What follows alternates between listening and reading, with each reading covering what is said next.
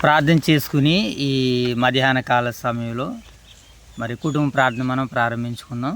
దేవతి దేవుడు గత కాలమంతా మరి మనల్ని కాచి కాపాడి ఈ మధ్యాహ్న కాల సమయంలో ఆయన సన్నిధి భాగ్యాన్ని, ఆయన సన్నిధి కాంతులను కుటుంబపు ప్రార్థన ద్వారాగా మనకు అనుగ్రహించిన పరలోకమందున్న కన్న తండ్రికి కృతజ్ఞతలు, స్తుతులు, స్తోత్రాలు తెలియజేసుకొనుచు మరి ఉదయకాల సమయంలో ఈ మధ్యాహ్న కాల సమయంలో అపోస్తలుడైనటువంటి పౌలు గారు తీతు గారికి రాసినటువంటి పత్రిక 2వ అధ్యాయాన్ని నేడు బైబిల్ పఠనంగా లేఖన భాగాలని చదువుకుంటూ దేవుని యొక్క ఆలోచనలు, ఉద్దేశాలు మరి క్రీస్తు శకము తీతు గారికి పౌలు గారు ఈ పత్రిక వ్రాస్తున్న సమయానికి అక్కడ ఉన్నటువంటి సందర్భాలను, అక్కడ ఉన్నటువంటి కాలాలని మనము చక్కగా వింటున్నాం కదా, నేర్చుకుంటున్నాం కదా. మరి ఈరోజు కూడా ఆయన యొక్క మహా ఉచితమైనటువంటి కృప చొప్పున, ఆయన యొక్క దయా సంకల్పం చొప్పున మరి మనల్ని జ్ఞాపకం చేసుకుని పరలోకమందున్న కన్న తండ్రి మనకిచ్చినటువంటి చక్కటి సమయంలో మరి ఆయన కూర్చున్నటువంటి చక్కనటువంటి విజ్ఞాన సంగతులు మనం వినే ప్రయత్నాలు, తెలుసుకునేటువంటి ప్రయత్నాలు, నేర్చుకునేటువంటి ప్రయత్నాలు చేద్దాం. ఓకేనా మోషి బాబు? కనుక ఈ సమయంలో అపోస్తలుడైనటువంటి పౌలు గారు తీతు గారికి రాసినటువంటి పత్రిక 2వ అధ్యాయం నుంచి కొన్ని సంగతులు మనం నేర్చుకునేటువంటి ప్రయత్నాలు చేద్దాం. గత కాలంలో మొదటి అధ్యాయాన్ని మనము నేర్చుకున్నాం. ఈ పత్రిక కాపరి పత్రిక అని, మరి తీతు తన నిజమైనటువంటి కుమారుడు అని, ఆ క్రేతువులో మరి సంఘాలని కట్టేటువంటి బాధ్యతని, నాయకుల్ని నిలబెట్టేటువంటి బాధ్యతని, పెద్దలను నిలబెట్టేటువంటి ఒక చక్కటి మరి పనిని తీతు గారికి పౌలు గారు అప్పగిస్తున్నట్లుగా మనకు కనబడుతుంది. కనుక ఈ సమయంలో ప్రార్థన చేసుకుని మరి నేటి ఉదయకాలపు కుటుంబ ప్రార్థనలో మనందరం ముందుకు వెళ్ళేటువంటి ప్రయత్నాలు చేద్దాం. ఓకేనా మోషి బాబు? ప్రార్థన చేసుకుందాం. మన మధ్యలో ఉన్నటువంటి కుమారుడు మోషి బాబు ప్రార్థనతో నేటి పరిచర్ను మనం ప్రారంభించుకుందాం. ప్రార్థన. మహాగణుడు మహానతులు మా ప్రియ పర్లకు తండ్రి, మీ గణమైన అంతమైన శాస్త్ర నామానికి దాదా స్థుతి హోదాలు చేసుకొని తండ్రి, ఇదికొని తండ్రి ఉదయకాల సమయంలో తండ్రి, ఇదికొని తండ్రి మధ్యాహ్న కాల సమయంలో తండ్రి, వేగురమైన తండ్రి, ఇదికొని తండ్రి తీతు రాసిన పత్రిక తండ్రి 2వ అధ్యాయం తండ్రి మేము చదువుచునిగా నేర్చుకుంటుండగా మాకు సమృద్ధిమైన తెలివిజ్ఞానం ప్రసాదించమని వేడుకున్నాం తండ్రి. ఇదిగోని తండ్రి ఈ మధ్యాహ్న కాల సమయంలో తండ్రి, ఇదిగోని తండ్రి మా స్థానిక సంఘాలు జ్ఞాపకం చేసుకుని వచ్చున్నాం తండ్రి. ఓటులు వయస్సున స్థానిక సంఘాలు దీని శాంతి కాచి కాబట్టి వాక్యాన్ని బోధించినట్టు బియ్యాలు రాదు కానీ దీని శాంతి కాచి కాబట్టి వాళ్ళ కుటుంబాన్ని కూడా దీని శాంతి కాచి కాపాడుతుంది. ఈ ప్రార్థన యేసుక్రీస్తు నామమున నడుచున్న మా ప్రియ పర్లకు తండ్రి, ఆమేన్. జై తల్లి ప్రార్థన. పర్లకు మా కన్న తిని జ్ఞానంలో తెచ్చుకున్న తిని మా జగన్ వస్తాను ట్రీగా తిని మీ నా మనసు ఉంచుకున్నాం భాగ్యాన్ని మాకు అనేది మీకు తెచ్చుకున్నాను తిని మంచి కళాశాల తీసి రాసిన పత్రిక తండ్రి 2వ అధ్యాయం మేము చదువుతున్నగా నేర్చుకుని తిని కానీ అయితే పెద్దవాడు అవుతుంది మరో రాసుకుని తిని మధ్య కళాశాలలో అయితే ఇలా బిడ్డలంతా కాడ వరకు దయచేయండి. ఈ మధ్య కళాశాల ట్రీగా తిని మీ వాక్యం చదువుకునే బ్యాగ్ని మాకు అనేసి మీరు తెచ్చుకున్నది. మా సాంఘ సంఘం దీవించండి. నేను ఓదుర వైఎస్ఆర్కే సంఘం చదువుతున్న సంఘం కాపాడి దీవించండి. భోసనం పేర్లు బియ్యాలు రాదు కుటుంబం కూడా ఆశించండి. 2 సంఘాల శాఖను దీవించండి. నూతనంగా దర్శనం విశాఖను దీవించండి. ప్రార్థన యేసుక్రీస్తు నడవప్రదని. రైట్, మంచిది నాయనా. మరికొంత ప్రార్థన చేసుకుని నేటి పరిచర్లో మనం మరింత ముందుకు వెళ్దాం. ప్రార్థన. మహాగణుడివైన మా తండ్రి, మహోన్నతుడివైన దేవ, పరిశుద్ధుడివైన తండ్రి, మీ ఘనమైన ఉన్నతమైన నామానికి వేలాది వందనాలు ప్రభా. ఈ మధ్యాహ్న కాల సమయంలో నాయన కుటుంబ ప్రార్థన ద్వారాగా మీ సన్నిధి భాగ్యాన్ని, మీ సన్నిధి కాంతులను మీరు మాకు అనుగ్రహించినందులకే మీకు వందనాలు తండ్రి. ప్రభా, మరి యొక్క సమయంలో ప్రార్థించిన 20 బిడ్డల్ని జ్ఞాపకం చేసుకుంటున్నాను తండ్రి. అలాగే ప్రభా, మీరు మమ్మల్ని ప్రేమించి ఇచ్చినటువంటి మా యొక్క స్థానిక సంఘాలు ఓదూరు వైఎస్ఆర్ నగర్ సంఘాలను బట్టి, సంఘం ద్వారాగా జరుగుతున్నటువంటి సువార్త భారాన్ని బట్టి, పరిచర్ని బట్టి మీకు కృతజ్ఞతలు ప్రభా. ఇది నాయన మరి గత కాలంలో మే 1 నుంచి 5వ తారీఖు వరకు నాయన గంభీరమైనటువంటి మహాసభలో ఎర్రవారి కుటుంబాల ద్వారాగా మీరు జరిగించారు ప్రభా, నేర్పించారు తండ్రి. ఈరోజు అక్కడ సభ లేదన్నటువంటి ఆలోచన వచ్చినప్పుడు మరలా మరొక సంవత్సరం కొరకు ఎదురు చూడాలనేటువంటి నిరీక్షణ నాకు ఉంచినందుకు మీకు వందనాలు ప్రభువా. అనేక మంది పరిశుద్ధులు అక్కడ నాయన సంతృప్తికరమైనటువంటి నాయన భోజనాలు చేసి ప్రభువా, చక్కటి వాక్య పరిచర్యలు నాయన అలుపెరగకుండా తండ్రి ఆ సమయంలో కూడా నాయన సమయాన్ని పాటించే ప్రభావ మేము పిల్లలు మిమ్మల్ని మహింపరిచారు తండ్రి. వారిని వారి కుటుంబాలను మీరు వెలిగించండి, ఆశీర్వదించండి, దీవించండి తండ్రి. ఆ యొక్క సభల్ని ఏర్పాటు చేసినటువంటి కమల గారిని, వారి యొక్క కుటుంబాన్ని నేను మీరు దీవించండి. వారికి ఇచ్చిన సంతానాన్ని అభివృద్ధిపరచండి, ఆశీర్వదించండి. వారు ఏ అయితే వ్యాపారాలు చేస్తున్నారో ప్రభా, ఆ వ్యాపారాలన్నింటిలోనూ మీ తోడుని అనుగ్రహించండి. మీ క్షేమాన్ని, భద్రతను, దీవెనను, ఆశీర్వాదాన్ని వారికి అనుగ్రహించండి తండ్రి. మరి ఈ సమయంలో ప్రభా మా యొక్క స్థానిక సంఘాల ద్వారాగా నేడు కాల సమయంలోనైనా రకాల పాపయ్యమ్మ గారి యొక్క మొదటి జ్ఞాపకార్థ కూడుకును మేము జరిగించాము తండ్రి. అందుని బట్టి మీకు వందనాలు ప్రభా. కుటుంబాన్ని కూడా మీరు దీవించి ఆశీర్వదించండి. అలాగే తండ్రి ఇంకానైనా ఈ వారంలో జరగవలసినటువంటి కార్యాలు కూడా ఉన్నాయి ప్రభా. ఆ కార్యాలంతట్లో సంఘాల ద్వారా జరుగుతున్నటువంటి పరిచర్యలు మీ క్షేమాన్ని, దీవెనను, భద్రతను, క్షేమాన్ని, ఆశీర్వాదాన్ని దయచేయండి తండ్రి. అలాగే ప్రభా ఆ కార్యాల కొరకు సిద్ధపడుతున్న కుటుంబాలను ఆశీర్వదించమని వేడుకుంటూ తండ్రి, ఈ సమయంలో ప్రభా మీరు మాకు చక్కటి రీతిలో పరిచర్య చేసుకోవడానికి తండ్రి మీరు మాకు బలాన్ని ఇచ్చారు, శక్తినిచ్చారు, ఆయునిచ్చారు, ఆరోగ్యాన్నిచ్చారు తండ్రి. అందుని బట్టి మీకు స్తుతులు తండ్రి.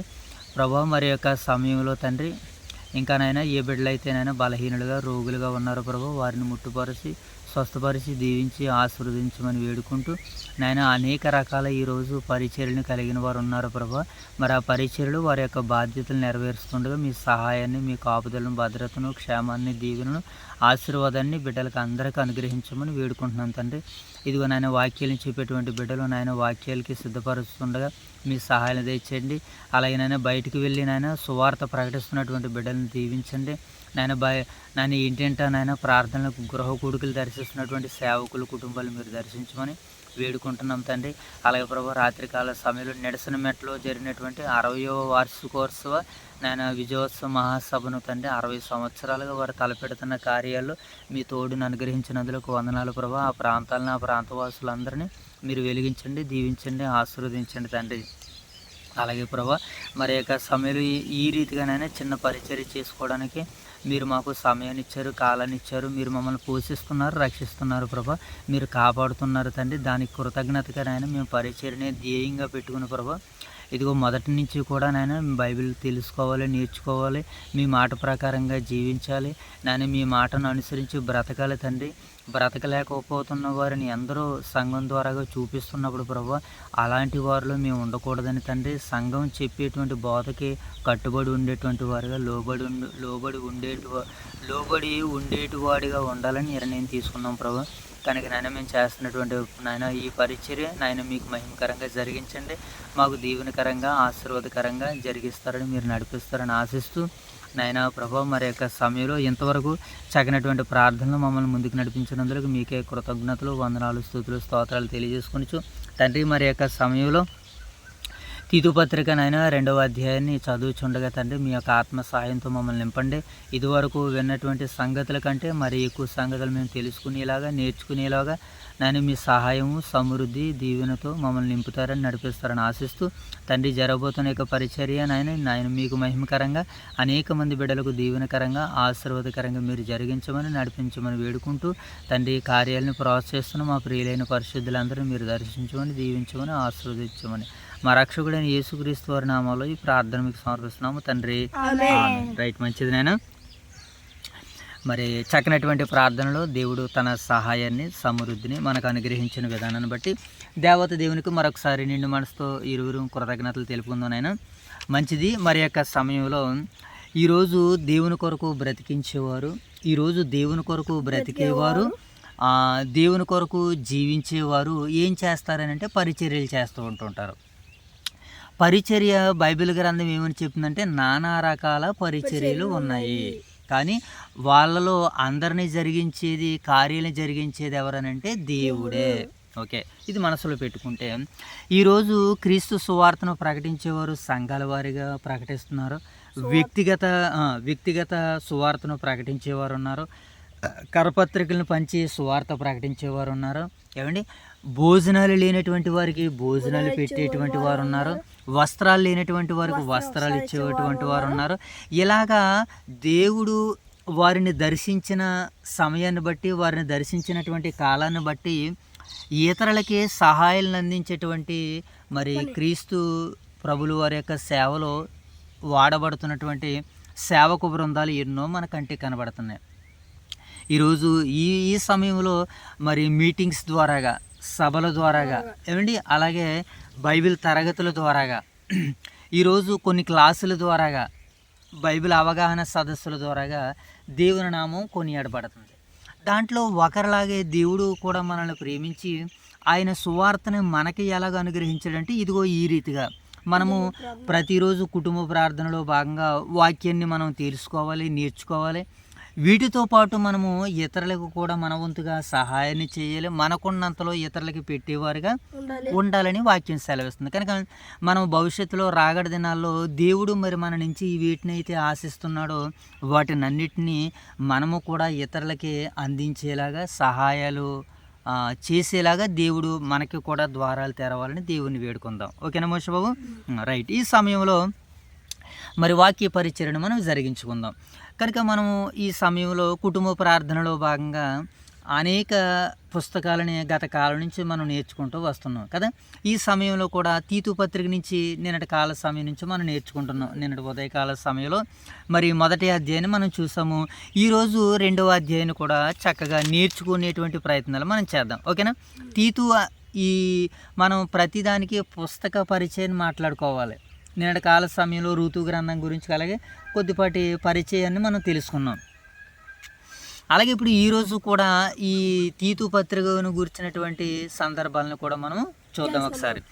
సరే, ఇప్పుడు ఈ తీతు పత్రికలో ఎన్ని అధ్యాయాలు మనకు కనబడుతున్నాయి తల్లి? 3 అధ్యాయాలు. 3 అధ్యాయాలు సుమారుగా ఎన్ని వచనాలు ఉన్నాయి? 84 ఋతు గ్రంథం అయినది. ఇప్పుడు దీంట్లో సుమారుగా ఎన్ని వచనాలు ఉన్నాయి? 3 అధ్యాయాలు మనకు కనబడుతున్నాయి.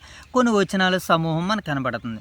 అలాగే ఇప్పుడు ఈ తీతు పేరుకి అర్థం ఏంటో మనకు తెలుసుకోవాలి. తీతు పేరుకి అర్థం ఏంటని మనము చూసినప్పుడు గౌరవనీయుడు. తీతు అనే పేరుకి అర్థం ఏంటి మోషే బాబు? మరొక పర్యాయ పదం ఏంటంటే మహిమ గలవాడు అని కూడా ఈ పేరుకి అర్థం మనకి సంబోధిస్తుంది అనమాట. తీతు అనే పేరుకి ఒక వ్యక్తి యొక్క గౌరవము, విశ్వాసాన్ని సూచిస్తుంది అనమాట. గౌరవము, విశ్వాసాన్ని చూపిస్తుంది ఈ తీతు అనేటువంటి పేరు. ఓకేనా మోషే బాబు? నమ్మకానికి పాత్రుడు అనేటువంటి అర్థాన్ని కూడా ఇది కలిగి ఉన్నది. తీతు అనేటువంటి పేరుకి ఒక వ్యక్తికి గౌరవం, విశ్వాసము, నమ్మకమైనటువంటి పాత్రుడు అనేటువంటి అర్థాలని కలిగి ఉందన్నమాట అనే భావాన్ని ఈ పేరుని చూపిస్తుంది అనమాట. ఓకేనా మోషే బాబు? ఇక తీతు యొక్క బ్యాక్గ్రౌండ్ ఏంటి అని మనం ఆలోచన చేసినప్పుడు తీతు వాస్తవానికి యూదులు కారు. ఆయన తీతు గారు ఎవరినైనా యూదులు కారు.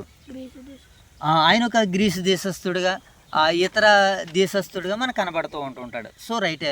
అయితే ఏమండి, యూదులు మొట్టమొదటిగా దేవుని వాక్యం ఎవరికి అనుగ్రహింపబడింది మోషే బాబు? Very good. అందుకని అంటాడు మనకి బైబిల్ దైవ గ్రంథంలో మొదటగా దైవోక్తులు యూదుల పరం చేయబడ్డాయట.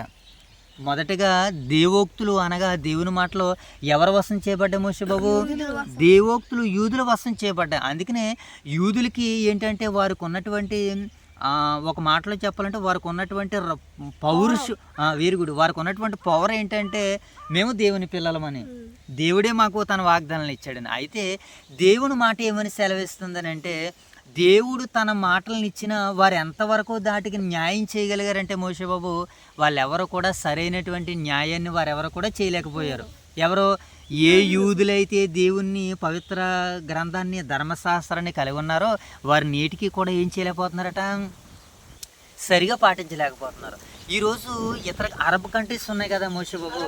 అరబ్ కంట్రీస్ అంటే మన వాళ్ళు ఇప్పుడు పనులు చేసుకునడానికి సౌదీ అరేబియా అని, ఏమండి మస్కట్ అని, దుబాయ్ అని, ఖతర్ అని, కువైట్ అని, ఖతర్ అని, దోహాయ్ ఖతర్ అని కొన్ని దేశాలు ఉన్నాయి కదా. ఏమండి ఆ దేశాలన్నీ కూడా అరబ్ దేశాలుగా పిలువబడతాయి. వాళ్ళ నేటికి ధర్మశాస్త్రాన్ని పాటిస్తారు. వాళ్ళు అబద్ధం ఆడకూడదు. వాళ్ళ దగ్గర అసలు అబద్ధం ఆడకూడదు. వాళ్ళు అబద్ధం ఆడమా శిక్షించేస్తారు వాళ్ళు. వాళ్ళ దగ్గర నరహత్య చేయకూడదు, వ్యభిచరించకూడదు, దొంగతనం చేయకూడదు. ఈ కండిషన్స్ అన్నీ కూడా నేటికి అప్లై అవుతున్నాయి కొన్ని దేశాల్లో. అయితే వాళ్ళు ఎవరన్నమాట, వాస్తవానికి యూదులలో. ఓకేనా మోషబాబు, ఇలా చూడాలని వాళ్ళ వాస్తవానికి ఎవరినైనా యూదులు కనుక యూదులుగా కలిగి ఉండి ధర్మశాస్త్రం కొంతవరకు ఫాలో అవుతున్నటువంటి వారు కనబడుతున్నారు. కానీ యూదులని చెప్పబడుతున్నటువంటి వారిలో ఏమండి ఆనాటి కాలానికి సరిగా వీళ్ళు బ్రతికారంటే బ్రతకలేదు.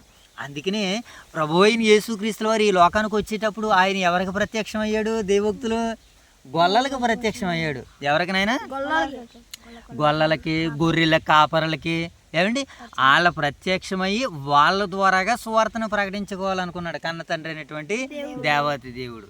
కనుక ఇక్కడ ఈ తీతు గారు కూడా ఎవరనంటే ఒరిజినల్గా యూదుడైతే కాదు. ఇప్పుడు వాస్తవానికి గ్రీసు దేశస్తుడు దాకా వద్దు, తీతు గారు దాకా వద్దు, మనం కూడా ఎవరము? మనం కూడా దేవుని పిల్లలం కాదు, మనం కూడా ఎవరం కాదు, యూదులం కాదు.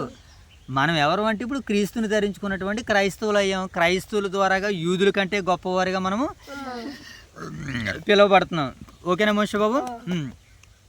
కనుక యూదులుగా ఈ ధర్మశాస్త్రాన్ని పట్టుకున్నటువంటి వారు దీనికి ఎంతవరకు న్యాయం చేశారని అంటే ఎవరు కూడా న్యాయం చేయలేకపోయారు.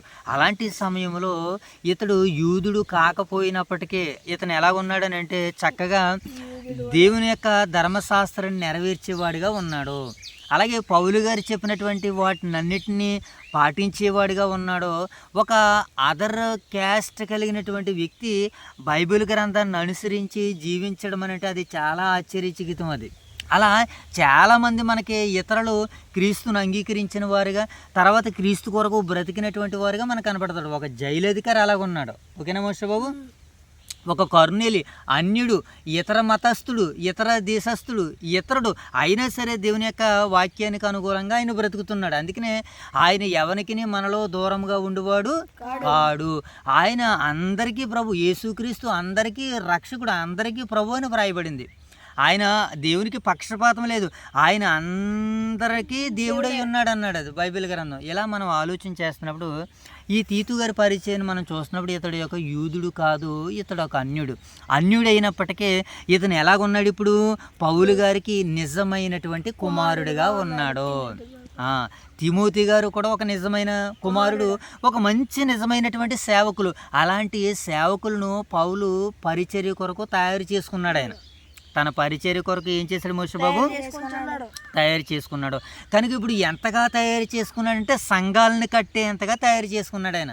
సంఘాలని, సంఘములో ఉన్నటువంటి వ్యక్తులని, ఏమండి సంఘములో ఉన్నటువంటి పెద్దలని, నాయకుల్ని, వీళ్ళందరినీ కట్టి సంఘాలను కట్టేటువంటి ఒక గొప్ప పనిలో యోధుడిగా ఉన్నాడు, సైనికుడిగా ఉన్నాడు, వీరుడిగా ఉన్నారు. ఆయనే ఎవరు అని అంటే మోషబాబు తీతు గారు. ఓకే, ఇప్పుడు తీతు యొక్క ఎవరనంటే అతను ఒక అన్యుడు. క్రీస్తుని నమ్మి ఏం చేశాడు? ఇప్పుడు గొప్ప సేవకుడు అయ్యాడు. క్రీస్తుని నమ్ముకున్న తర్వాత ఏమయ్యాడు మోషబాబు? పౌలు తనకు ఏమన్నాడంటే ఆత్మీయ నాయకుడు అనమాట. ఇతను ఎవరినైనా ఆత్మీయ నాయకుడు. పౌలు తనను క్రేతు దీపంలో విడిచిపెట్టాడు. ఎక్కడ విడిచిపెట్టాడు మోషబాబు? దేనికి? సంఘాలను స్థిరపరచడానికి, లోపాలుగా ఉన్నటువంటి వాటిని దిద్దడానికి, అక్కడ తాను పెద్దలను నియమించడానికి, తప్పుడు బోధనలను అరికట్టడానికి, విశ్వాసులను బలపరచడానికి క్రేతులో మరి తీతుని వదిలినట్లుగా మనకు కనబడుతుంది. ఇక ఆ ప్రాంతాలను చూసినాడు. ఆ ప్రాంతాలు ఎలాగుంది మోషబాబు అని అంటే కఠినమైనటువంటి పరిస్థితుల్లో ఆయన సేవ చేసినట్లుగా కనబడుతుంది. ఎలాంటి పరిస్థితుల్లో సేవ చేసిన? క్రేతు ప్రజలు ఎలాంటి వారు అంటే కఠినమైనటువంటి స్వభావం గలవారు. ఎవరినైనాలో కఠినమైనటువంటి స్వభావం గలవారని చెప్పబడిన ఆయన ఏం చేశాడు? తీవ్రంగా ధైర్యంగా అక్కడ సువార్తని సేవని ప్రకటించాడు. Very good. ఇప్పుడు ఈ తీతు నుంచి మనం ఏమి నేర్చుకోవాలని ఆలోచన చేయగలిగినట్లయితే ఏమండి తీతు ద్వారాగా మనం ఏమి నేర్చుకోవాలని అంటే ఏమండి దేవుడు ఏం చేస్తాడంటే మన నేపథ్యాన్ని చూడడు. ఏం చూస్తాడట మరి దేవుడు? మన విశ్వాసాన్ని. దేవుడు ఏం చేస్తాడట? మన విశ్వాసాన్ని చూసి కాదు కానీ మన నేపథ్యాన్ని చూసి కాదు కానీ మన విశ్వాసాన్ని దేవుడు ఏం చేస్తాడో ఉపయోగించుకుంటాడో. అలా ఎవరి విశ్వాసాన్ని ఉపయోగించుకోడన్నాడు? ఆయన తీతు గారి యొక్క మరి విశ్వాసాన్ని ఉపయోగించుకున్నట్లుగా మనకు కనబడుతుంది. మంచి నాయకత్వం అంటే సత్యంలో నిలబడినటువంటి వాడిగా కనబడుతున్నాడు. ఎవరో? తీతు గారు అనేకులను సత్యంలో నిలబెట్టేవాడిగా ఉన్నాడు. ఆయన సంఘాన్ని బలపరిచినటువంటి ఒక మంచి సేవకుడుగా ఆయన కనబడుతున్నాడు. కష్టమైనటువంటి ప్రాంతాల్లో కూడా దేవుని పని చేశాడు ఆయన. ఎవరో తీతు గారు. తీతు అనేటువంటి పేరుకి అర్థం ఏంటి? గౌరవనీయమైన వాడు, మహిమ గలవాడు అనేటువంటి అర్థాన్ని మనకు చూపిస్తుంది. సరే, ఇప్పుడు ఈ అధ్యాయంలో 2వ అధ్యాయంలోనికి వెళ్దాం. మనం తీతు పత్రిక నేర్చుకుంటున్నాం కదా, ఈ తీతు పత్రిక 2వ అధ్యాయంలోనికి వెళ్దాం. ఇప్పుడు ఈ 2వ అధ్యాయంలో ఎన్ని వచనాలు ఉన్నాయి మోషబాబు? చివరగా 15 వచనాలు మనకు కనబడుతున్నాయి. కనుక ఇప్పుడు ఈ 15 వచనాల్లో ఉన్నటువంటి నేపథ్యాన్ని, సందేశాన్ని, సారాంశాన్ని, మరి వివరణను మనం టూకీగా తెలుసుకునేటువంటి ప్రయత్నాలు మనం చేద్దాం. ఓకేనా మోషబాబు? రైట్. ఇప్పుడు మనము మరికొంత సమాచారాన్ని నేర్చుకునేటువంటి ప్రయత్నాలు చేద్దాం. ముందుగా నేపథ్యాన్ని చూద్దాం. ఈ 2వ అధ్యాయము మరి క్రీస్తు విశ్వాసులు దైనందిన జీవితం ఎలా ఉండాలో వివిధ వర్గాల ప్రజలు అనగా వృద్ధులు, అలాగే వృద్ధ స్త్రీలు, యువకులు, దాసులు ఎలా ప్రవర్తించాలో వివరించే ఆచరణాత్మక బోధను, ఆచరణాత్మకమైనటువంటి బోధతో కూడిన క్రియలతో కూడిన విశ్వాసాన్ని ఈ అధ్యాయం మనకి ఏం చేస్తుందంటే నొక్కి మాట్లాడుతుంది. ఓకేనా మోషబాబు? నెక్స్ట్, ఇంకా అపోస్తలుడైనటువంటి పౌలు తన నమ్మకమైనటువంటి సహచరుడైనటువంటి తీతును క్రేతు ద్వీపంలోని సంఘాలను బోధించడానికి, సంఘాలను ఆయన అక్కడ కట్టడానికి, ఏమండి క్రమమైనటువంటి విధానంలో వారిని నిలబెట్టడానికి, సంఘ పెద్దలను నియమించడానికి మరి అక్కడ విడిచిపెట్టినట్లుగా మనకు కనబడుతుంది క్రేతు ప్రాంతంలో. ఓకేనా? అక్కడ ప్రజలు ఎలాగున్నారో అబద్ధాలు చెప్పేవారుగా ఉన్నారు. ఇంకా వాళ్ళు ఎలాగున్నారంటే సోమరులుగా ఉన్నారు, అవినీతి పరులుగా ఉన్నారు. అటువంటి సవాళ్ళతో కూడిన వాతావరణంలో విశ్వాసులు ఆరోగ్యకరమైనటువంటి ఉపదేశాలను అనుగుణంగా దేవునికి మహిమకరంగా ఎలా నేర్పించాడో ఈ అధ్యాయంలో పౌలు గారు మరి ఆ మంచి మాటలను వ్రాస్తున్నట్లుగా మనకి కనపడుతుంది. ఇది ఈ 2వ అధ్యాయం యొక్క నేపథ్యం టూకీగా మనం అర్థం చేసుకోవడానికి. ఇక సందేశాన్ని చూద్దాం. ఈ తీతు పత్రిక 2వ అధ్యాయం యొక్క సందేశాన్ని మనం చూద్దాం. ఓకేనా మోషబాబు? మొదటిగా ఏంటంటే ఆరోగ్యకరమైనటువంటి ప్రవర్తన. అంటే అక్కడ ఉన్నటువంటి వాళ్ళందరినీ దేవుళ్ళలోనికి నడిపించాలని అంటే మన ప్రవర్తన ఎలా ఉండాలని అంటున్నాడనంటే, తీతు గారి యొక్క ప్రవర్తన ఎలా ఉండాలని కోరుకుంటున్నాడంటే పౌలు ఆరోగ్యకరమైనటువంటి ప్రవర్తన అనగా సత్యమైన బోధ కేవలం నమ్మడం మాత్రమే కాదు, అది ప్రవర్తనలో అనగా బిహేవియర్లో ఏం చేయాలి, మనము ప్రతిబింబించాలి, చూపించాలి అని ఈ అధ్యాయం మనకి సందేశాన్ని ఇస్తుంది అనమాట. యజమానులకు లోబడేటువంటి దాసులు అందరూ తమ తమ బాధ్యతల్ని భక్తితో నెరవేర్చాలని ఈ అధ్యాయం మనకి సందేశపూర్వకంగా మనకి సెలవిస్తుంది. ఇక కృపతో బోధించే జీవన శైలి, రెండోదిటమా జీవన శైలి. కృప దేవుని మనకు రక్షణను మాత్రమే కాదు కానీ ఈ లోకంలో నిగ్రహంతో నీతిగా భక్తిగా జీవించాలని మనకి ఈ సందేశంలో ఈ 2వ అధ్యాయం మనకి సెలవిస్తుంది అనమాట. సుగుణాల ద్వారాగా సాక్ష్యం. ఏంటంటే మోషబాబు?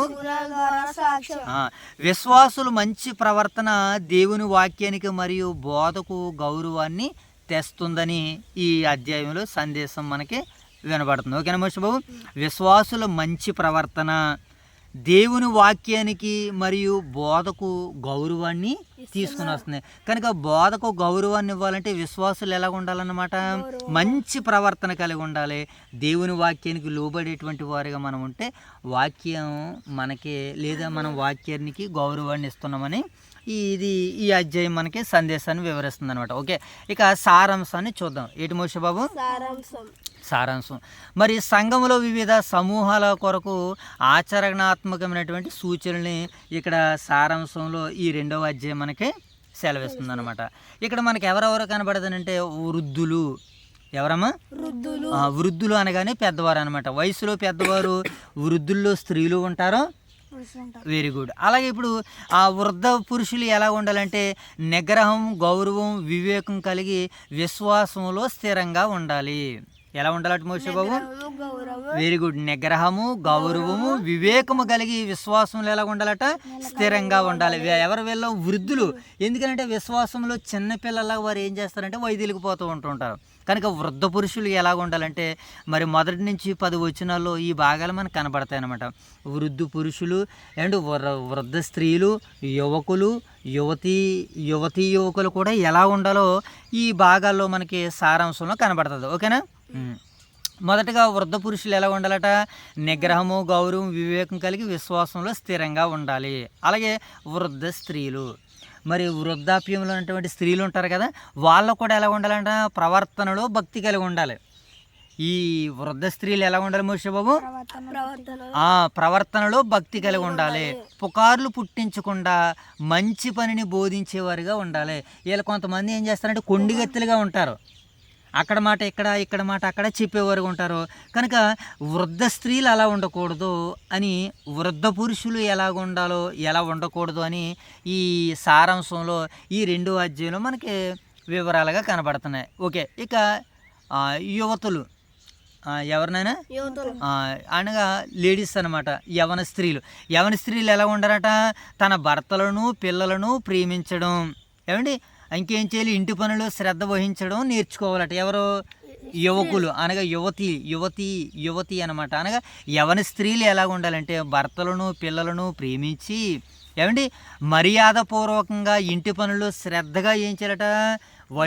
శ్రద్ధ వహించడం నేర్చుకోవాలని ఈ తీతు పత్రిక 2వ అధ్యాయము సారాంశంలో ఇది 2వ భాగం, ఇది 3వ భాగం. ఇక 4వ భాగం ఏంటంటే యువకులు అనమాట. ఎవరు మోషే బాబు? యవనస్తులు. సారాంశంలో 4వ భాగం యవనస్తులు కూడా ఎలా ఉండాలంటే ఆత్మ నిగ్రహం కలిగి ఉండాలి. యవనస్తులు ఎలా ఉండాలంటే మోషే బాబు? ఆత్మ నిగ్రహాన్ని కలిగి ఉండాలి. ఇంకేం చేయాలట? ఆత్మ నిగ్రహం లేదనుకోండి మనం పాడైపోతాం. ఎవడైనాను దేవుని మూలంగా పుట్టిన వానిలో దేవుని ఆత్మ వాళ్ళలో ఉంటుంది కనుక వాడు తప్పు చేయడు. కనుక ఈ ఆత్మను మనం ఎంతసేపు ఏం చేసుకుంటే నిగ్రహించుకోవాలి. ఇది మనల్ని దేవుని నుంచి దూరంగా చేయడానికి ప్రయత్నాలు చేస్తుంది. కనుక దానికి మనం నిగ్రహించుకోవాలి. మనం ఏం చేసుకోవాలి? కొన్నింటిని నిగ్రహించుకోవాలి. ఈ సమయంలో పడుకోవాలి, కాసేపు వాక్యాన్ని నేను చెప్పాలి, చదవాలన్నటువంటి నిగ్రహింపు రావాలి. ఈ సమయంలో నేను ఆడుకోవాలి, ఆడుకోవడం కాదు. ఇప్పుడు నేను సండే స్కూల్లో నాకు ఇచ్చిన వాక్యాన్ని నేను అప్పచెప్పాలంటే ఏం చేయాలి? నిగ్రహం కలిగి ఉండాలి. కొన్ని విషయాల మీద ఎలా ఉండాలంటే నిగ్రహాన్ని కలిగి ఉండాలని ఈ 2వ అధ్యాయం మనకి సెలవిస్తుంది అనమాట. ఓకేనా మోషే బాబు? ఇక దాసులు తమ యజమానులకు లోబడి నమ్మకంగా ఉండాలని ఈ 2వ అధ్యాయం మనకి సారాంశంలో వివరణిస్తుంది అనమాట. ఓకే, ఇక 11 నుంచి 15 వచనాల్లో ఏమండి రక్షణ కృప యొక్క ఉద్దేశం. రక్షణ ఏంటి మోషే బాబు? కృప యొక్క ఉద్దేశంగా రక్షణ ఇవ్వబడిందని చెప్తున్నాడు అనమాట. దేవుని కృప మనకు రక్షణ అనుగ్రహించి దుర్నీతిని విడిచిపెట్టి ఆయనకు ప్రత్యేకమైనటువంటి ప్రజలుగా సత్క్రియలను ఆసక్తితో చేసేవారిగా ఈ కృప మనల్ని ఏం చేస్తూ ఉంటుందంటే ప్రేరేపిస్తుందని ఈ 11 నుంచి 15 వచనాల భాగాలు మనకి సెలవిస్తున్నాయట. ఇక వివరాల్లోనికి వెళ్తే ఈ తీతు పత్రిక వివరాల్లోనికి 2వ అధ్యాయం వివరాల్లోనికి వెళ్తే క్రీస్తు విశ్వాసులు లోకంలో ఎలా జీవించాలో ఒక స్పష్టమైన నీతి నియమావళిని ఇస్తుందట. క్రీస్తు విశ్వాసులు లోకంలో ఎలా జీవించాలో ఒక స్పష్టమైనటువంటి నీతి నియమావళిని ఈ 2వ అధ్యాయం ఇస్తుందన్నమాట. ఇది క్రీస్తు యొక్క ప్రత్యక్షత ఆధారంగా పవిత్రమైనటువంటి జీవితాన్ని గడపాలని పిలుపునిస్తుంది. ప్రత్యేకంగా క్రీస్తు కోసం ఆసక్తితో మంచి పనులు చేసేవారుగా, నిగ్రహము కలిగి దైవభక్తితో జీవించేవారుగా ఉండాలని ఈ తీతు పత్రిక 2వ అధ్యాయం మనకి సెలవిస్తుంది. ఇక ముగింపు ఏంటంటే పరివర్తన చెందినటువంటి కృప. ఏటి మోషే బాబు? పరివర్తన చెందిన కృప. కృప అంటే కేవలము పాపాన్ని తీసివేయడమే కాదు, కానీ పాపాన్ని చేయకుండా బలాన్నిచ్చే శక్తి కృపకుందని ఈ అధ్యాయంలో మనకి సెలవిస్తుంది అనమాట. ఓకేనా మోషే బాబు? ఇక ఈ అధ్యాయానికి సంబంధించి కృప ఏం చేస్తుందట? మనల్ని పాపం చేయకుండా. కృప ఏం చేస్తుందంటే దేవుని కృప మనకి ఏం చేస్తుందంటే పాపం చేయకుండా మనల్ని ఏం చేస్తుంది? శిక్షణ ఇస్తుంది, మనకి శిక్షణ ఇస్తుంది, నేర్పిస్తుంది. పాపాన్ని విడిచిపెట్టమని కృప మనకి శిక్షణ ఇస్తుంది. నీతిగా జీవించమని ప్రోత్సహిస్తుంది. ఏం చేస్తుంది మోషే బాబు? భవిష్యత్తు మహిమపై ఆశ కలిగి ఉంటుంది అనమాట. భవిష్యత్తు మహిమపై ఆశ కలిగి ఉంటుంది ఎవరిలో? ఈ కృప ఉన్నటువంటి వ్యక్తుల్లో, మనుషుల్లో. ఇది ఈ 2వ అధ్యాయం యొక్క సారాంశము, సందేశము, వివరణ. సో ఇప్పుడు ఈ అధ్యాయంలో ఎన్ని వచనాలు ఉన్నాయి మోషే బాబు? 15 వచనాలు ఉన్నాయి కదా. ఇప్పుడు ఈ 15 వచనాలని జాగ్రత్తగా, టూకీగా కొన్ని మాటలు మనం చదువుకుంటూ ఈ పత్రికను మనము ముగించేసుకునేటువంటి ప్రయత్నాలు చేద్దాం. ఓకేనా? చదువుదాం. మొదటి మాట చదువుదాం. ముందుగా మొదటి వచనం చదువునాను. 2వ అధ్యాయము మొదటి వచనం. నీవు హితబోధకు అనుకూలమైన సంగతులను బోధించుము. నువ్వు ఏం చేయాలని చెప్తున్నాడు తిమోతి గారు తీతుకి? నీవు హితబోధకు అనుకూలమైనటువంటి అనుకూలమైన సంగతులను ఏం చేయాలట మోషే బాబు? బోధించాలి. ఇతరులకు మనం ఒక బోధవాక్యాన్ని చెప్పామంటే అది వారికి ఆరోగ్యకరంగా ఉండాలి. అది వారికి అనగా వృద్ధులు, మితానుభవం గలవారును, మాన్యులను, స్వస్థ బుద్ధి గలవారును, విశ్వాస ప్రేమ సహలమయందు లోపము లేని వారై ఉండవలెననియు, అలాగుననే వృద్ధ స్త్రీలు కొండి కత్తులను మిగిలిన మద్యపానాశక్తులనై ఉండక ప్రవర్తనయందు ఎలా ఉండాలట మోషబాబు? ప్రవర్తనయందు భయభక్తులు గలవారు ఉండవలెననియు, దేవుని వాక్యము దూషింపబడకుండానట్లు యవన స్త్రీలు తమ భర్తలకు లోబడి ఉండి తమ భర్తలను, శిశువులను ప్రేమించువారును, స్వస్థబుద్ధి గలవారును, పవిత్రను, ఎంట ఉండి పని చేసుకుని వారును, మంచివారినై ఉండవలెనని ఏం చేయాలట? బుద్ధి చెప్పుచు మంచి ఉపదేశము చేసేవారినై ఉండవలెనని.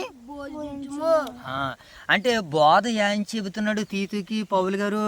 అందరికీ కూడా ఆరోగ్యకరమైనటువంటి బోధను నువ్వు పరిచయం చేయాలి. ఆ బోధలో నువ్వు విశ్వాసాలను కట్టాలి. అది వారికి ఆరోగ్యకరంగా ఉండాలి. దాంట్లో వృద్ధుల దగ్గర నుంచి వృద్ధుల దగ్గర నుంచి బాలురు వరకు, యవనస్తులు, దాసులు, పనివారు, యజమానులు, ఇంతమందిని క్రీస్తులోనికి నిలబెట్టాలి. వారు పనులు చేస్తున్నటువంటి యజమానుల దగ్గర దాసులు ఎలా వ్యవహరించాలో కూడా, దాసోహాన్ని గురించి కూడా ఆయన వివరించుకుంటూ వస్తూ వాళ్ళందరినీ మరి క్రీస్తులో కట్టాలని, బోధించాలని చెప్తున్నాడు అనమాట. ఈయన వచ్చినప్పుడు వెరీ గుడ్. 6వ వచనం చదువున్నాను. అటువలనే స్వస్థ బుద్ధి గలవారై ఉండవలని యవన పురుషులను హెచ్చరించుము. ఆ యవన పురుషులను ఎలా హెచ్చరించాలంటే మోషబాబు చదువునన్నమాట. యవనస్తులను ఏం చేయాలట? అటువలే స్వస్థ బుద్ధి గలవారై ఉండవలనని. అంటే ఆరోగ్యకరమైనటువంటి బుద్ధి, నిబ్బరమైనటువంటి బుద్ధి, యథార్థమైనటువంటి బుద్ధి, మంచి బుద్ధి వివేకముతో ఉన్నటువంటి జ్ఞానాన్ని అనుసరించాలని. అలాగ నువ్వు ఏం చేయాలంటున్నాడు? అటువలనే స్వస్థ బుద్ధి గలవారి ఉండవాలని యవన పురుషులను ఏం చేయాలట? హెచ్చరించాలి. ఇలా మోషే బాబు ఒకవేళ యవన పురుషుల్ని హెచ్చరించలేదనుకో, యవన కాలంలో దుష్టుడు ఏం చేస్తాడు? వాళ్ళని ప్రేరేపిస్తాడు, పాపంలోనికి నడిపిస్తాడు.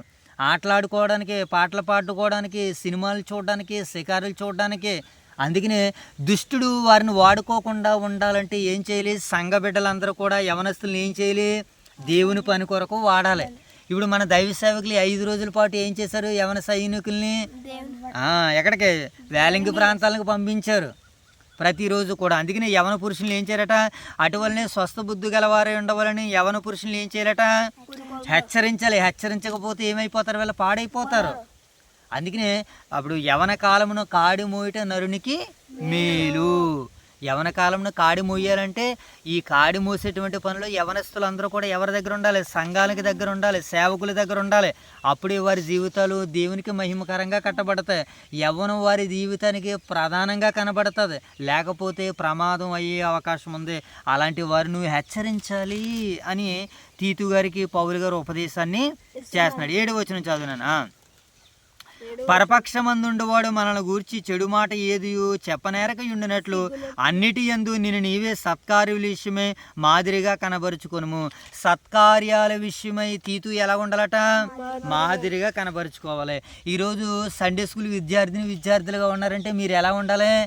సత్కార్యాల విషయమై మాదిరిగా ఉండాలి. మీకంటే చిన్నవారు మోషే అన్నయ్య, జయక్కని చూడగానే వారు చక్కగా ప్రార్థనలకు వెళ్తూ ఉంటుంటారు, పరిచర్యలు వెళ్తూ ఉంటుంటారు కదని మీరు చిన్న బిడ్డలకు మాదిరిగా ఉండాలి. సమయాలకు వెళ్తూ ఉండాలి, సమయాన్ని పాటిస్తూ ఉండాలి.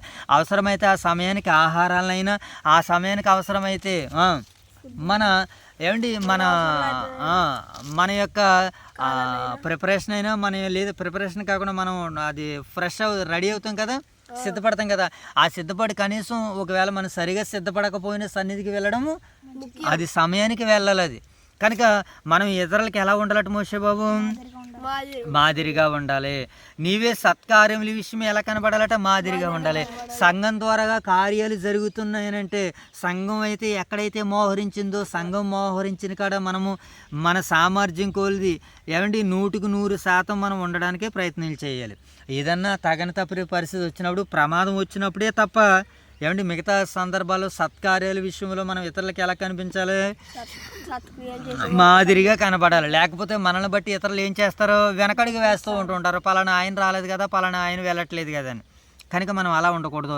ఏమండి సత్కార్యాల విషయం ఎలా ఉండాలట? మాదిరిగా కనబరుచుకొనుము. నీ ఉపదేశం మాన్యము లేనిగా ఉండాలి. మోషే బాబు ఉపదేశం ఎలా ఉండాలట నాన్న? మాన్యము లేనిదిగా ఉండాలి. అలాంటి మాన్యము లేనటువంటి బోధన చేయాలంటే నమ్మకమైనటువంటి బోధ, మనుషుల్ని రక్షించేటువంటి బోధ, మనుషుల్ని నిలబెట్టేటువంటి బోధ. ఏమండి నీ బోధ ఏమంటున్నాడు? మరలా చదువు నాయన. నీ ఉపదేశం మోసము లేనిదిగాను మాన్యమైనదిగాను నిరాక్షేపమైన హితవాక్యముతో కూడినదిగాను ఉండాలి. అబ్బా ఉపదేశంలో ఎన్ని క్వాలిటీస్ చెబుతున్నాడు చూడండి. ఈరోజు ఏదైనా ఒక మంచి ఆహార పదార్థాలను మనం వండుతున్నప్పుడు ఏం చేస్తాం? అన్నీ వేస్తాం వాటిలో, అవునా? అన్నీ వేసినటువంటి తర్వాత ఆ బిడ్డలకి ఆ కుటుంబపు యజమానురాలు వడ్డిస్తున్నప్పుడు అందరూ ఆ రుచిగల పదార్థాలను తింటున్నప్పుడు వారు చాలా సంతోషపడుతూ ఉంటుంటారు. ఆ తల్లి, ఆ యజమానురాలు, ఆ యజమానుడు సంతోషిస్తారు. ఈరోజు ఒక మంచి తృప్తికరమైనటువంటి ఆహారాన్ని భుజించాము కదా మనం అని. అలాగే ఒక నిజమైనటువంటి స్వచ్ఛమైనటువంటి యథార్థపరుడైనటువంటి సంఘాన్ని కట్టే నిజమైన సేవకుడు ఏం చేస్తారంటే తన ఉపదేశంలో ఏముండదట? మొదటి మాట ఏంటి మోషే బాబు? తన ఉపదేశం మోసము లేనిదిగా ఉంటుందన్నమాట. మోసము లేనటువంటి ఉపదేశం సంఘాన్ని నిలబెట్టేటువంటి సేవకుడు ఏం చేస్తాడంటే తన ఉపదేశంలో ఏముండదట మోషే బాబు? మోసం ఉండదట. రెండవదేంటి? మాన్యముగా ఉండదట. మూడోదేంటి? నిరాక్షేపముగా ఉండదట. హితవాక్యముతో కూడినదై, మరలా ఎలా ఉండాలట? హితవాక్యముతో కూడినదై ఉండాలి. ఇన్ని రకాలుగా నువ్వు బోధన చేయాలి. నీ బోధన చేసి నువ్వు ఇతరులను కాపాడాలి, నిన్ను నువ్వు కాపాడుకోవాలి, దేవుని మాటలను ఇతరులకు ప్రకటించాలని. మరి పౌలు గారు దేవుని యొక్క మహావిజ్ఞాన సంగతులతో తీతుని ఏం చేస్తున్నాడు? పురుకొల్పుతున్నాడు, రేపుతున్నాడు, దేవునిలో నిలబెడుతున్నాడు. తన ఉపదేశము మోసం లేని దానికి ఉండాలి. కానీ ఈరోజు ఉపదేశాలన్నీ చూడండి, ఉపదేశాలన్నీ కూడా 100% ఉపదేశాలన్నీ ఏంటంటే ఏదో ఒక ఇబ్బందులు ఎదురవుతూ ఉంటుంటాయి, ఏవో కొన్ని సమస్యలు ఎదురవుతూ ఉంటుంటాయి. కనుక అలాంటి బోధన మనము చేయకూడదు.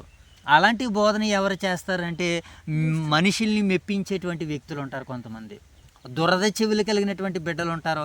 అలాంటి వారికి ఎలాంటి మెప్పించేటువంటి మాటలు చెప్పాలి. కనుక అలాంటి మాటలు చెప్పొద్దు.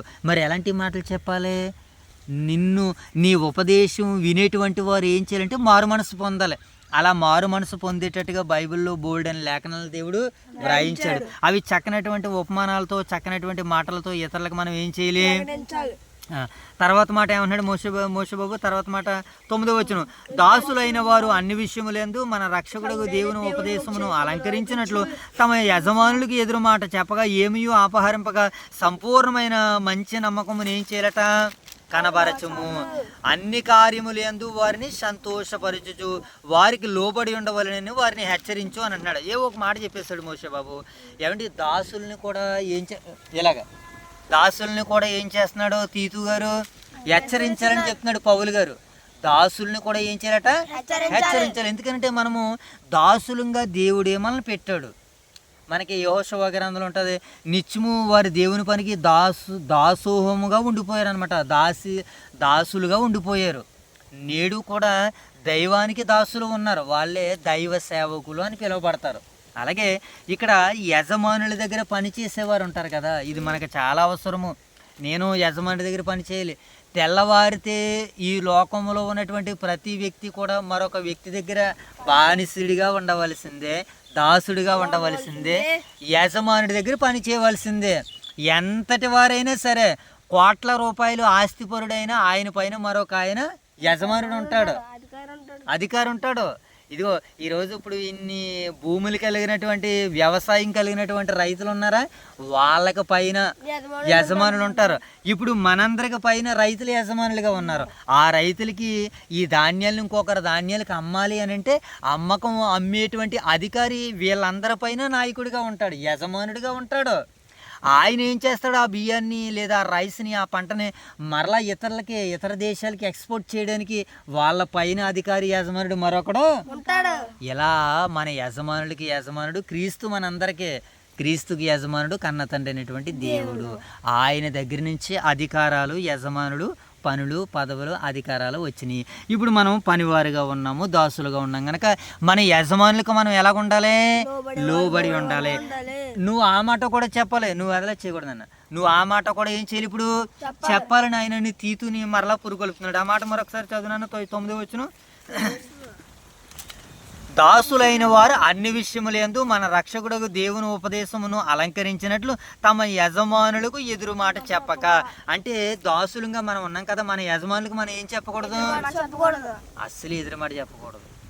ఒక్కసారి కూడా నా యజమానుడికి నేను ఎదురు మాట చెప్పలేదు. ఆయన ఏదంటే అది, ఎంత అంటే అది, ఎప్పుడు ఎదురు మాట చెప్పలేదు. అందుకనే దేవుడు ఇది ఈ రోజునాడు ఇక్కడ మనం స్వచ్ఛందంగా చక్కగా సేవ చేసుకోవడానికి దేవుడి ద్వారాన్ని తెరిచాడు. ఆయన ఇష్టం. ఇప్పుడు ఈ సమయానికి ఆయన ఏమైనా అన్నా సరే దాన్ని మనం అనుభవిస్తాం. ఎందుకనంటే దేవుని వాక్యం మనకు అలా చెప్తుంది. ఆ మాటలతో మనం ఏం చేస్తాం, అలంకరించుకున్నాం. అవును బాబు మీరు వెళ్తారట కదా, ప్రార్థనలు కూడా చేయండి చక్కగానే. ఇప్పుడు ఓహో ఈరోజు ఆదివారం కదా, నువ్వు ప్రార్థనకి వెళ్తావేమో అని అంటున్నారండి మన యజమానులు. అంటే మన ఉపదేశంతో ఏం చేసుకున్నప్పుడు అలంకరించుకున్నాం. మన అలంకరణ, మన ఉపదేశము ఇతరులకు ఎలా కనబడాలంటే క్రీస్తు మనలో కనబడాలి. కనుక మనం ఎన్నాళ్ళైనా ఎంత ఉన్నా సరే మనం దాసులము. కనుక మీరు దాసులు అన్నటువంటి విషయాన్ని మర్చిపోవద్దని మరలా తీతుతో జ్ఞాపకం చేస్తున్నాడు. ఓకేనా మోషబాబు? దాసులైన వారు అన్ని విషయములో మన రక్షకుడు దేవుని ఉపదేశం అలంకరించినట్లు తమ యజమానులకి ఎదురు మాట చెప్పగా ఏమీ అపహరింపకూడదు. మరలా వారి దగ్గర నుంచి యజమానులకి ఎదురు మాట చెప్పకూడదు, ఏమీ అపహరించకుండా సంపూర్ణమైనటువంటి మంచి నమ్మకాన్ని కనబరచాలట. వాళ్ళ దగ్గర ఏం చేయాలట మోషబాబు, మంచి నమ్మకాన్ని కనబరచాలి. మనకి పని అప్పగించి వెళ్ళిపోడు యజమానుడు, నేను వస్తానులే అని అన్నాడు. ఆయన ఇంకా రాడు కదని మన ఇష్టానుసారంగా మనం సెల్లట్టుకుని చూడకూడదు, సెల్ల పట్టుకుని మనము మాట్లాడకూడదు. వాళ్ళు వచ్చేంత వరకు మనం మెలకుగుండి పనులు చేయాలి. అప్పుడు వచ్చిన తర్వాత అమ్మ ఇంతవరకు ఈ పని చేస్తారా, సరే మీరు రెస్ట్ తీసుకోండి అని మన యజమానుడు మనకు రెస్ట్ ఇచ్చాడు అనుకో, అప్పుడు స్వతంత్రంగా మనం ఎంతసేపు గదిలో ఉన్నా ఇంటి దగ్గర ఉన్నా భయం ఉండదు. అలాగా హెచ్చరించాలి. ఎవరి దగ్గర అయితే పనులు చేస్తున్నారో వారు కూడా చెప్తున్నారు అంట. ఇంకా చివరిగా ఏమన్నాడు మోషబాబు, చివరి వచ్చిన చదువు, వారిని సంతోషపెట్టుచు వారికి లోబడి ఉండవాలని వారిని హెచ్చరించము. యజమానులకి ఎప్పుడు కూడా మనం ఏం చేయాలట, నువ్వు యజమానుడికి లోబడుతున్నావు అని అంటే దైవానికి లోబడుతున్నావు అని అర్థము. ఇప్పుడు యజమాని మీద తిరగబడుతున్నావు అని అంటే అదనమాట. కనుక మీరు పెద్దవారైన తర్వాత దేవుడు మిమ్మల్ని ఎక్కడ నిలబెడితే, ఎక్కడ మీకు పనిస్తే అక్కడ వారిని నమ్మకంగా మీరు సేవ చేయండి, పని చేయండి. అక్కడే దేవుడు మీ పనిని దీవిస్తాడు, ఆశీర్వదిస్తాడు. యోసేపు ఎక్కడికైతే వెళ్ళాడు ఆ దేశానికి రాజు అయ్యాడు, ఆ దేశానికి ప్రధాని అయ్యాడు. అలాగ బైబిల్ గ్రంథంలో ఎంతమంది భక్తులు తమ జీవితాల్ని దేవునికి మహిమకరంగా చెల్లించారు. మీరు కూడా పెద్ద ఎదిగిన తర్వాత అలా ఉండాలి. ఓకేనా? తర్వాత ఎన్నో వచ్చిన మోషబాబు చదువు నన్ను 11 వచ్చిన 11 వచనం. ఏలయనగా సమస్త మనుషులకు రక్షణకరమైన దేవుని కృప విషయమై మనము భక్తిహీనతతోనూ ఇహలోక సంబంధమైన దురాశలను విసర్జించి శుభప్రదమైన నిరీక్షణ నిమిత్తం అనగా మహాదేవుడును మన రక్షకుడిని యేసుక్రీస్తు మహిమ యొక్క ప్రత్యక్షత కొరకు ఎదురు చూచుచు ఈ లోకంలో స్వస్థ బుద్ధితోనూ నీతితోనూ భక్తితోనూ బ్రతుకుచుండవలెనని మనకు బోధించుచున్నది. అంటే మనం ఈ లోకములో ఎలా బ్రతకాలో బోధిస్తుంది బైబిల్ అని తీతు గారికి ఈ విషయాలన్నింటినీ పౌలు కూడా చెబుతున్నాడు అనమాట. మనం ఈ లోకంలో నీతితోనూ భక్తితోనూ యథార్థతోనూ మనము బ్రతకాలి. కారణం ఏంటంటే మనము లోకంలో ఉన్నటువంటి వ్యక్తులు లాంటి వారము కాము. దేవుడు మనల్ని తన సేవకు పిలుచుకున్నాడు కనుక మనం ఎలాగ ఉండాలంటే ఆయన ప్రత్యక్షత కొరకు భక్తిహీనత మనలో ఉండకూడదు, ఇహలోక సంబంధమైనటువంటి దురాశలు మనకే ఉండకూడదు. వాటిని ఏం చేయాలి, విడిచిపెట్టాలి. కానీ ఈరోజు మనుషులందరూ కూడా ఏం చేస్తున్నారు, భక్తిహీనులుగానే ఉన్నారు, దురాశపరులుగానే ఉన్నారు, స్వార్థపరులుగానే ఉన్నారు. కనుక ఇప్పుడు మనం ఏం చేయాలి, మనం వాటిని అన్నిటినీ విసర్జించి నీతిని, భక్తిని, విశ్వాసాన్ని వీటిని అనుసరించే పనిలో ముందుకు వెళ్ళాలి. వీటిని అనుసరించి క్రీస్తులో మనము సేవలో, పరిచర్యలో ముందుకు వెళ్ళాలని ఈ అధ్యాయం మనకి సెలవిస్తుంది అనమాట. నీతితోనూ భక్తితోనూ స్వస్థ బుద్ధితోనూ బ్రతుకుచుండవలనని బైబిల్ మనకు ఇప్పుడు బోధిస్తుంది. ఆ రోజు కూడా తీతు ఆ క్రేతు పట్టణంలో ఉన్నటువంటి సంఘాలకు అన్నిటికీ మహాబోధను ప్రకటించాడు. వాళ్ళందరి సంఘాలు ఆత్మీయంగా కట్టబడ్డాయి. ఇప్పుడు 14 వచనం చదువునాను. ఆయన సమస్తమైన దుర్నీతి నుండి మనల్ని విమోచించి, మనల్ని ఎక్కడి నుంచి విమోచిస్తాడు మోషే బాబు? సమస్తమైన దుర్నీతి నుండి. సకల దుర్నీతియు పాపం అన్నాడు. సకల దుర్నీతి ఏంటంటే మోషే బాబు? పాపము. కనుక మనము సకల దుర్నీతిలో మనం పాలుభాగస్తులుగా ఉండకుండా ఉండాలంటే పరిశుద్ధతలో మనము పాలు పుంచేవారుగా ఉండాలి. సమస్తమైన దుర్నీతి నుండి మనల్ని విమోచించి సత్క్రియలు యందు ఆసక్తి గల ప్రజలుగా తన కోసం మనల్ని ఏం చేసుకున్నాడు? ఆయన సిద్ధపాటు చేసుకున్నాడు. Very good. సత్క్రియలు యందు ఆసక్తి గల ప్రజలను తన కోసం పవిత్రపరచుకుని తనకు సొత్తుగా మనం చేసుకున్నట్టుకు తన్ను తానే మన కొరకు అర్పించుకున్నాడు. ఆయన తండ్రికి అప్పగించుకున్నాడు తన ఆత్మని. ఇదిగో తండ్రి, వీరేమి చేయుచున్నారు, వీరు ఎరగని వీరిని క్షమించు తండ్రి, నీ చేతికి నా ఆత్మను అప్పగించుకొని చున్నాను అన్నాడు ప్రభు అయిన యేసుక్రీస్తుల వారు. ఓకేనా మోషే బాబు? కనుక ఇలాంటి సంగతులన్నీ జ్ఞాపకం చేసి నువ్వు ఏం చేయాలని చెప్తున్నాడు ఇప్పుడు తీతుతో పౌలు. 15 వచనం, వీటన్నిటిని గూర్చి బోధించుచు హెచ్చరించుచు సంపూర్ణ అధికారముతో దుర్బోధన ఖండించుచు నుండుము, నిన్నెవ్వనిని తృణీకరింపనీయకము. ఈరోజు బోధ చెప్పేవారిని తృణీకరించేవారు ఎక్కువగా ఉన్నారు. కారణం ఏంటంటే బోధకుడు యొక్క లోపాలు కనబడుతున్నాయి. బోధకుడు బ్రతిమిలాడి బోధ చేయకూడదు. సంపూర్ణాధికారంతో బోధ చేయాలి. సంపూర్ణాధికారంతో బోధ చేయాలంటే బైబిల్ పట్ల కనీస అవగాహన ఉండాలి. బైబిల్ పట్ల కనీస అవగాహన అంటే అనుభవ జ్ఞానము. అది సండే స్కూల్ తరగతి నుంచి వచ్చినదై ఉండాలి. అలాంటి సేవకులు ఎవరైనా ఉన్నారంటే ఎంతోమంది సేవకులు కనబడతారు ఆయా సంఘాలకి. మన సంఘాలకి కూడా ఒక ఆయన కనబడుతున్నారు. ఆయన ఎవరో? బిఎల్ రాజు గారు. వారికి కూడా బైబిల్ పైన సరైన పట్టు, సరైనటువంటి అవగాహన, పరిపూర్ణమైనటువంటి అవగాహన ఉన్నది. అందుకని ఆయన బోధ చేసినట్టు బ్రతిమలాడి బోధ చేయడు. ఎలా చేస్తారు? ఆయన సంపూర్ణాధికారముతో దుర్బోధన ఖండించాలి. నిన్నెవ్వరిని ఏం చేయకూడదు మోషే బాబు? మనందరం మనసులో పెట్టుకోండి. రేపొద్దుట మీరు ఎవరైనా బోధ చేయాలనుకుంటే, పరిచర్య చేయాలనుకుంటే మిమ్మల్ని ఎవ్వరూ కూడా తృణీకరించలేనటువంటి బోధ చేయాలి. ఓకేనా మోషే బాబు? విరోధులు తృణీకరిస్తారు. విరోధులను పక్కన పెడేద్దాం. క్రైస్తవ సహోదరుడు ఒక్కరు కూడా మనల్ని తృణీకరించకూడదు. అది పట్టు. ఆ పట్టు మనకు ఉండాలంటే 66 పుస్తకాల మీద కనీస అవగాహన మనకి. అది ఎవరికైతే అలాంటి అవగాహన కలిగి ఉంటుందో అలాంటి వారు వాక్యాన్ని చెబితే, అలాంటి వారు దేవుని మాటను ప్రకటిస్తే ఇక వారిని తృణీకరించే వారు ఎవరు కూడా ఉండరు. కనుక వీటిని గూర్చి నువ్వు బోధించాలి. వీటిని గూర్చి హితబోధకు అనుకూలమైనటువంటి సంగతులను నువ్వు బోధించాలి. వృద్ధ స్త్రీలు, వృద్ధ పురుషులు, యువకులు, యవనులు, స్త్రీలు, పురుషులు వీళ్ళందరికీ కూడా నువ్వు హెచ్చరించాలి. వీళ్ళందరినీ ఏం చేయాలట? బోధించాలి. కనుక అంటున్నాడు, వీటిని గూర్చి బోధించుచు హెచ్చరించుచు సంపూర్ణ అధికారంతో దుర్బోధన ఖండించాలి. ఇప్పుడు బోధ చేసేటప్పుడు సత్యమైనటువంటి బోధ ఏంటో చెప్పాలి. అట్ ద సేమ్ టైం దుర్బోధ ఏంటో కూడా చెప్పాలి. దుర్బోధ ఏంటో చెబితేనే, దుర్బోధన ఖండిస్తేనే యథార్థమైనటువంటి బోధ, సత్యమైనటువంటి బోధ, సర్వసత్య బోధయో అదేవో అర్థమవుతుంది. సత్యమని సంకలు కొట్టుకుంటే సరిపోదు. సత్యమైనటువంటి బోధకి, తప్పుడు బోధకి వ్యత్యాసం ఏంటో చూపించి అప్పుడు మనం ఏం చేయాలి తెలుసా? ఖండించాలి. ఏం చేయాలట మోషే బాబు? ఏమంటే ఏం చేయాలట? సంపూర్ణాధికారముతో దుర్బోధన ఖండించుచు నుండుము. సంపూర్ణాధికారంతో దుర్బోధన ఏం చేయాలి? దుర్బోధనే ఖండించాలి. వ్యక్తులను మాత్రం మనం ఏం చేయకూడదు? వ్యక్తుల్ని కూడా ఖండించాలి. కానీ వ్యక్తుల్ని ఏం చేయకూడదు అంటే మనం దూషించకూడదు. దుర్బోధన ఖండించేటువంటి విషయంలో వ్యక్తుల్ని ఎక్కడ కూడా మనం ఏం చేయకూడదు? వ్యక్తుల్ని ఎక్కడ కూడా దూషించకూడదు. దుర్బోధ విషయంలో వ్యక్తుల్ని మనం దూషిస్తున్నాం. బోధన దూషించాలే తప్ప వ్యక్తులను మనము గౌరవనీయులు, పూజ్యులు, ప్రియులు, దైవజనులు, దైవ సేవకులు, ప్రియులు, పరిశుద్ధులు అని అవతల దైవ సేవకులను మనం బోధిస్తూ సంబోధిస్తూ వారి తప్పుడు బోధ ఏంటో మనం చూపించాలి, సర్వసత్యం ఏంటో నిరూపించాలి. అది తప్పుడు బోధన ఖండించడం అంటే. అప్పుడు నిన్నెవడ కూడా ఏం చేయడు, తృణీకరించడు. ఈరోజు తృణీకరించుకునేవారు ఎక్కువ. ఏ విషయంలో? దుర్బోధన ఖండించేటువంటి విషయంలో. కనుక దుర్బోధన ఖండించాలనంటే వాస్తవమైనటువంటి బోధ ఏంటో మనకు తెలియాలి. అదే అపోస్తులు చేసినటువంటి వాస్తవమైనటువంటి బోధ.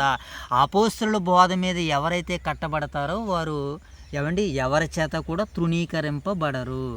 కనుక మనం వాక్యాన్ని చెప్పేటప్పుడు ఇతరులు మనల్ని ఏం చేయకుండా చూసుకోవాలి, నిన్నెవ్వడిని తృణీకరింపనీయకుము. తృణీకరింపనివ్వకూడదంటే మనం ముసలమ్మ ముచ్చట్ల కథలు చెప్పుకుంటూ పోస్తే అందరూ తృణీకరిస్తారు. బోధకి తగినటువంటి న్యాయాన్ని చేయాలి. అలాగైతేనే బైబిల్ పట్టుకోవాలి. లేకపోతే బైబిల్ పట్టుకున్నా మనల్ని తృణీకరిస్తున్నారంటే అర్థం ఏంటో తెలుసా? నువ్వు నమ్మిన నీ రక్షకుడిని, నీ ప్రభువుని వారు తృణీకరిస్తున్నారని అర్థం. కనుక నీ ప్రభువు నువ్వు తృణీకరించేవాడిగా అంత చిన్నవాడు కాడు నీ ప్రభువు నువ్వు నిరూపించాలి. ఓకేనా మోషబాబు? మరి ఇంతవరకు విన్న వాక్యాన్ని దేవుడు మన వెనుకడిలో ఫలింపజేయను గాక. ఆమెన్. జై తల్లి ప్రార్థన. పరమకాంతి నీ కణ తెచ్చుకున్నాను తండ్రి. ఈ శాంతకాళం వేగురు తండ్రి సన్ని బ్యాగులు మీ సన్నిధి కాంతులు మా మీద పరీక్షణ చేసుకుని మీకు తెచ్చుకున్నాను తండ్రి. సమయం ట్రీగా తండ్రి మేము వాక్యం చదువుతుండగా సౌందర్య నుంచి మీకు తెచ్చుకున్నాను తండ్రి. తీతు రాసిన పత్రిక తండ్రి 2వ అధ్యాయం ఎంతో సంపూర్ణంగా నేర్చుకునే భాగ్యం మాకు అనుగురించి మీకు తెచ్చుకున్నాను తండ్రి. లైఫ్ బిడ్డలంతా కానీ వారికి దయచేయండి. ప్రేమించిన స్థానిక సంఘం దీవించండి. ఓదర వైఎస్ఆర్కి సంఘం దీవించండి. సంఘ కాపని దీవించండి. బొచ్చన బియ్యం కుటుంబాన్ని కూడా ఆశ్రయించండి. 2 సంఘం శాఖను దీవించండి. నూతనంగా తర్శమే శాఖలను దీవించండి. ప్రార్థన పడతాను. ప్రార్థన వినుడి పావనుడా, ప్రార్థన మాకు నేర్పుమయా. మోషబాబు ప్రార్థన. మహాగణుడు మహోన్నతుడు మా ప్రియా పర్లకు తండ్రి, మీ ఘనమైన ఉండమైన శ్రేష్టమైన నామానికి వెళ్ళొద్దా సోదరు తెలుసుకుని తండ్రి. ఇదిగోని తండ్రి ఈ సంతకాల సమయంలో తండ్రి వేగమే తండ్రి మీ సన్నిధి భాగ్యాన్ని మాకు అనుగ్రహించండి. మీకు వెళ్ళొద్దన్న స్థితికి సోదరు తెలుసుకుని తండ్రి. ఇదిగోని తండ్రి ఉదయకాల ఈ సాయంత్రకాల సమయంలో తండ్రి తీతు రాసిన పత్రిక తండ్రి 2వ అధ్యాయం తండ్రి మేము ఎంతో తండ్రి చక్కగా తండ్రి నేర్చుకుని మంచి సంపూర్ణమైన భాగ్యాన్ని మాకు అనుగ్రహించండి. మీకు వెళ్ళొద్దన్న స్థితికి సోదరు తెలుసుకుని తండ్రి. ఇదిగోని తండ్రి మా స్థానిక సంఘాలు దీవించడానికి కాచు కాబడుతుంది. ఓదూరు వయసున్న స్థానిక సంఘాలు దీవించడానికి కాచు కాబడుతుంది. వాక్యాన్ని పోసిన బియ్యాల రాజు కానీ దీవించడానికి కాచు కాబడుతుంది. వాళ్ళ కుటుంబాన్ని కూడా దీవించడానికి కాచు కాబడుతుంది. ఇదిగోని తండ్రి నెల తండ్రి 1 నుంచి తండ్రి 5 తారీఖుల వరకు తండ్రి ఎర్రవారి కుటుంబం తండ్రి బహిరంగ సభలు తండ్రి ఏర్పాటు చేయారు తండ్రి. 5 రోజులు తండ్రి మీకు మహిమకరంగా మా అందరికీ దీవెనకరంగా ఆశీర్వాదంగా మీరు జరిగించడానికి మీకు వేలాదన్న చుట్టూ సోదరు చేస్తున్నాను తండ్రి. ఈ ప్రార్థన మా ప్రభువును మీ ప్రియకుమారుడు మా రక్షకుడు అని యేసుక్రీస్తు నామములో అడుగుచున్న మా ప్రియ పరలోక తండ్రి. ఆమేన్. మహాగణుడైన మా తండ్రి, మహోన్నతుడైన దేవ, పరిశుద్ధుడైన తండ్రి, మీ ప్రేమ కలిగిన నామానికే కృతజ్ఞతలు ప్రభా. అయ్యా యొక్క సమయంలో తీతు పత్రిక 2వ అధ్యాయాన్ని ఇంతవరకు మా వినికిడిలో మీరు 30 దంతలుగా 60 దంతలుగా 100 అంతలుగా ఫలింపజేసినందుకే కృతజ్ఞతలు ప్రభా. మరి సమయంలోనైనా ఈ ఇంతవరకు ప్రార్థించినటువంటి నీ ప్రియమైన బిడ్డలని మీరు దర్శించండి, దీవించండి. అలాగే ప్రభా ఈ పరిచయని వీక్షిస్తున్న మా ప్రియులైన పరిశుద్ధులందరూ మీరు దర్శించమని, దీవించమని, ఆశీర్వదించమని వేడుకుంటూ ప్రార్థన చేస్తున్నాం ప్రభా. అలాగే ఈ సమయంలోనైనా మీరు మమ్మల్ని ప్రేమించినటువంటి స్థానిక సంఘాలని, సంఘ బిడ్డలను, నాయన పరిశుద్ధులందరినీ, పురుషుల కుటుంబాలను జ్ఞాపకం చేసుకుంటున్నాం ప్రభా. ప్రతి ఒక్కరూ తండ్రి మీ చిత్తానికి భయపడి లోబడి తండ్రి ఈరోజు వారి యొక్క దిన జీవితాన్ని ప్రారంభించారు ప్రభు. ఈ దినమంతట్లోనైనా నీ బిడ్డలకు వారి యొక్క చేతి పనులు, దీవెనలు, ఆశీర్వాదాలతో వారు నింపండి, నడిపించండి. వచ్చినటువంటి వారి యొక్క రెక్కల కష్టార్జితంతో ప్రభు వారి కుటుంబాలను కట్టుకుంటూ, వారి కుటుంబాలను పోషించుకుంటూ మీలో ఉన్నతంగా చక్కనటువంటి పరిచర్ని చేయగలిగే సామర్థ్యాన్ని, శక్తిని నీ బిడ్డలందరికీ అనుగ్రహించమని వేడుకుంటూ తండ్రి ఈ దినమునకు కావలసిన నడిపింపును, ఆత్మశక్తిని నీ బిడ్డలందరికీ అనుగ్రహించండి. ఈ దినమంతట్లో మిమ్మల్ని చూడగలిగే కన్నులు, మీకు లోబడగలిగే మంచి మనసును, మారు మనసును నీ ప్రియులైన పిల్లలకి నాకును, మాకును, దూరదేశాల్లోని, స్వదేశాల్లోని, ఇతర ప్రాంతాల్లో ఉన్నటువంటి బిడ్డలందరికీ మీ తోడును, మీ కృపను, కాపుదలను, భద్రతను, క్షేమాన్ని, దీవెనను, ఆశీర్వాదాన్ని అనుగ్రహిస్తారని ఆశిస్తూ మా రక్షకుడును, మీ ప్రియకుమారుడును, మా ప్రభువైన యేసుక్రీస్తు వారి నామములో ఈ ప్రార్థన మీకు సమర్పిస్తున్నాము కన్న తండ్రి. ఆమేన్ తండ్రి. అందరికీ వందనాలు.